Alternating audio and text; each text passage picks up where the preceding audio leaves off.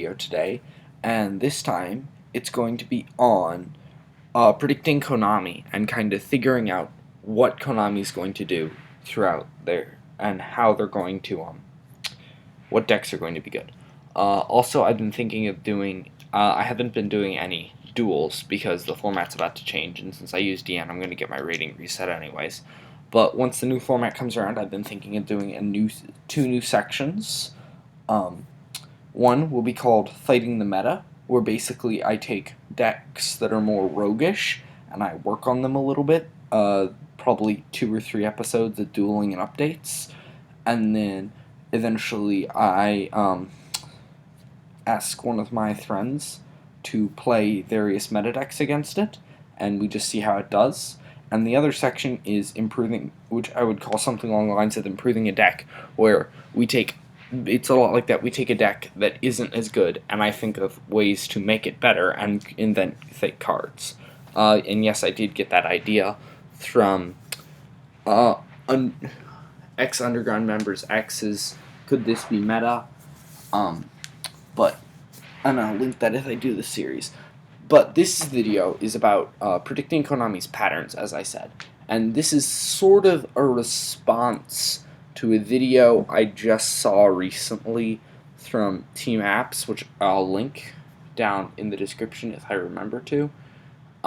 And they did a discussion how archetypes aren't all created equal. So I kind of thought, hey, why not help people figure out which archetypes are going to be the upper ones? So that's why this is called Predicting Konami. So Konami can mainly be sorted. Konami's release pattern generally follows the same thing. So if this is our year, we have ban lists here, here, here, and here. We also, the other important date is the Nationals. I would have put set release dates on this calendar. However, since they are not consistent each year, I didn't. However, this tends to divide the calendar up into a couple of sections. 3 main sections, and we'll name them by decks. From about May to September, you have what I like to call the Nationals deck. From about October to December, you have what I like to call the Summer deck. And from January to about May, you have what I like to call the Winter deck. And of course, this is not, necessarily consistent. This does change from time to time. But basically, what Konami will do is around May, or earlier sometimes, depending on set release dates, this isn't always consistent, they will release the deck that is going to win Nationals that year. And we'll talk more about how you can identify which deck is going to be that one. Then the deck thrives throughout May. It's too early for them to hit it on the ban list. Nationals comes, and then they can smash it out in October, allowing them at about August, September, or October, they can release their next deck. That next deck, again, ban list is too early, so it can thrive maybe even all the way here, and they'll generally release a new powerful deck here, and then they can soften those guys up in the April ban list next year, letting the new Nationals deck take full power in May, and then make any last-second adjustments in July right before Nationals to make sure that the deck is the most powerful. So, now, generally, you can tell when a deck is going to be the best because the deck will have consistent high-rarity cards, and I'll reiterate on this at the end of the presentation. But for now, I think the hardest thing people find is, we'll talk about how to tell what will be good. So, the important things you've got to note, there are 2 kinds of decks that are good. There are decks that all the cards come out in one set, which have their key cards are high rarity. They have future support announced generally, but they're generally powerful or playable as is. So, Shadows, they got most of their cards there. Their key cards were higher rarity, and they had future support announced. The same trend can be found in Cleethorts. The same trend can be found in Stellars and Yang Zing, actually. But Yang Zing is a different story. And we'll get to why later. And then there's multi-set. And these are decks like Noble Knights, which were never actually good, but in theory could have been, and Spellbooks especially.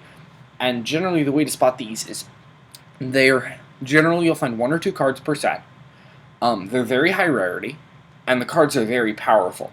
But the deck can't function because it's missing some key component, and generally you could figure out and produce a fake card where the component would go. And if it's getting support set after set after set after set, that means at some point this deck will culminate to something.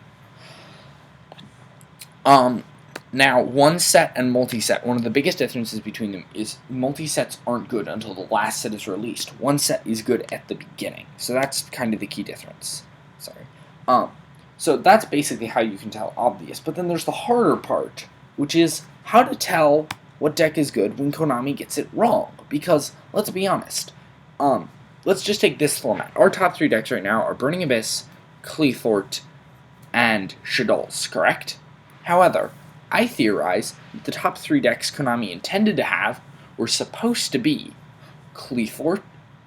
At this point in time, it was last format, Duelist Alliance, it was not supposed to be Burning Abyss. It was supposed to be Stellars, Shaddolls, and Yang Zing.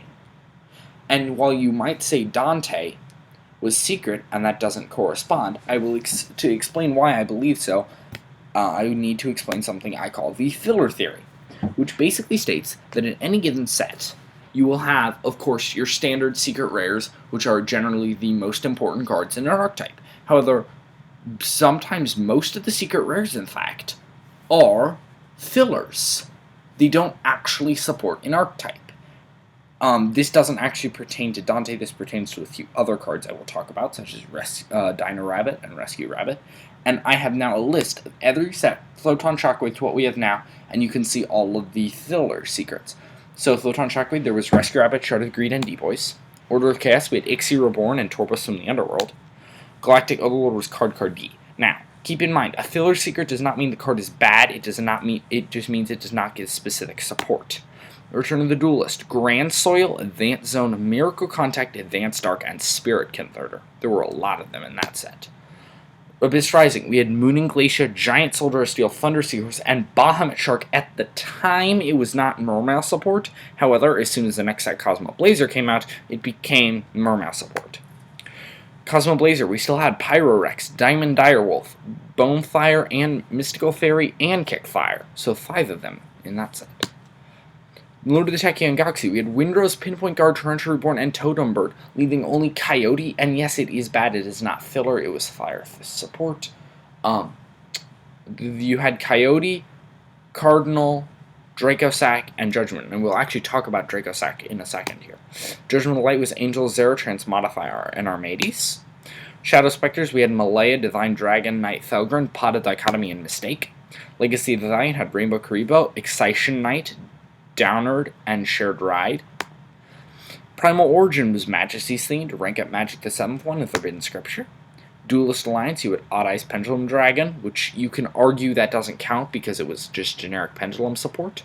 Magic of Spring and Time Space Travel. And New Challengers, you had Dark Rebellion Exceed Dragon, which you can also argue doesn't count because it's the head card, but you still had Solemn Scourging and number 99 Utopic Dragon.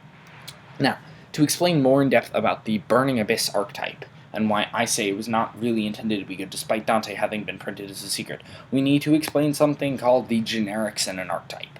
And this is basically when there is an archetype, and the archetype itself is not that great, and Konami knows it. However, there are certain cards in the archetype that would be very powerful outside of the archetype, so Konami makes them a lot more generic. They're not really requirements. These are not as consistent. You don't necessarily find them in every set, but they're found in most sets. Again, starting from Photon Shockwave, Wind-Up Zenmaines has nothing, there's no wind-up requirement. It's a wind-up card, and any deck that plays level 3s can use it. Order of Chaos, Zenmaio, Blade Armor Ninja, and Crimson Shadow Ninja. Yes, Blade Armor you could argue doesn't count. The same way you could argue Excalibur doesn't count. And Crimson Shadow Ninja you could also argue doesn't count. but since they just support Ninja, and it's not Ninja other than themselves, and especially with Crimson Shadow Ninja, and Exabeetle too.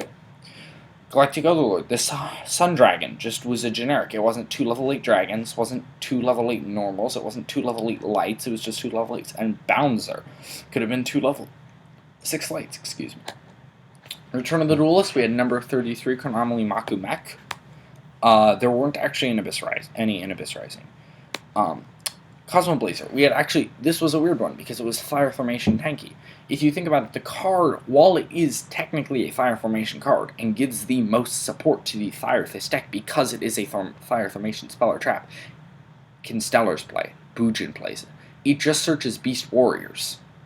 So it really is a much more generic card than a Fire Fist deck.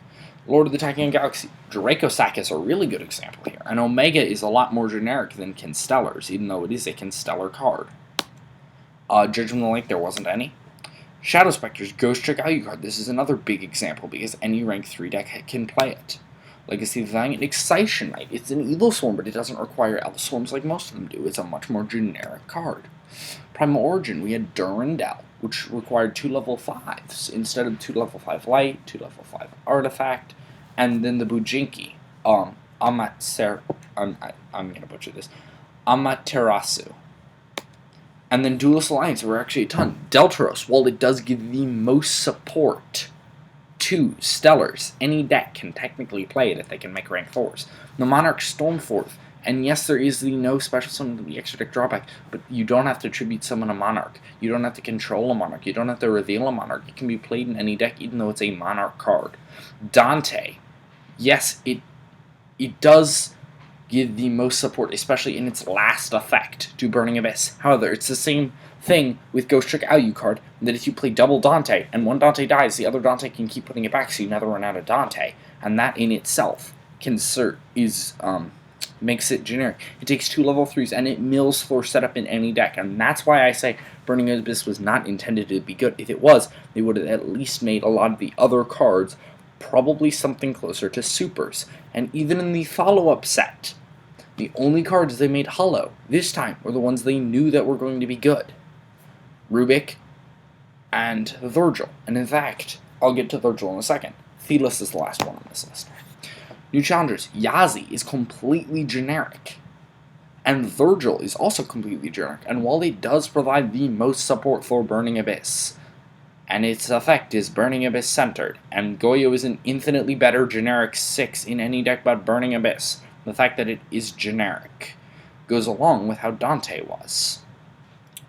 So this is kind of how you can kind of use this knowledge to, this is just things to explain how when Konami gets it wrong. Konami does get it wrong a fair bit. Throg FTK is a beautiful example. Dino Rabbit. Yes, you can argue Rescue Rabbit. That was a filler secret. The Evolzars were high rarity because the Evol deck was supposed to be good. Things like this. The deck also, Rabbit wasn't even supposed to thrive as well because Insectors, their timing matched up with the Nationals deck, like I said. So, using this knowledge, you can generally predict it. And the end section was just a little more to get you thinking about how Konami can get it wrong. So, how to use this knowledge.